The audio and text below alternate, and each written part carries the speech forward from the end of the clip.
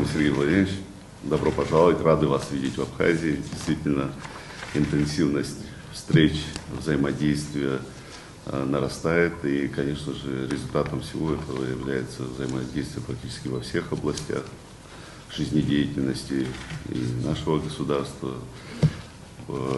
Те встречи, которые прошли в Москве с Владимиром Владимировичем Путиным, и те вопросы, которые обсуждались на этих встречах, сегодня получают реальное отражение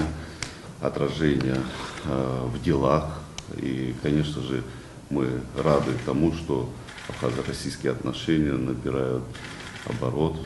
У нас обширный спектр вопросов, которые сегодня мы обсудим, это начиная от вопросов энергетики, образования, культуры, здравоохранения и ряд других ключевых вопросов. Российская Федерация оказывает поддержку по этим важным направлениям.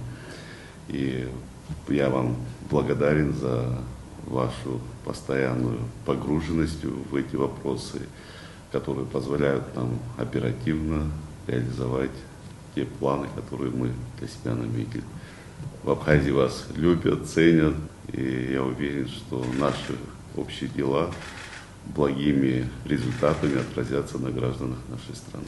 Спасибо большое за приглашение. Рад возможности посетить родную для меня Абхазию. Ну и, знаете, приятно видеть позитивные изменения, которые происходят. Да, конечно, хотелось бы быстрее и все сразу, да, но так в жизни обычно не бывает, но изменения видны, это очень важно. Ну и у нас действительно целый ряд поручений, которые вот по итогам ваших встреч с Владимиром Владимировичем и весной, и в мае месяце после Парада Победы, как раз для меня одна из задач — это еще раз пройти, посмотреть вместе, как выполняются эти договоренности. Все ли поручения президента у нас выполнены российскими министерствами, ведомствами.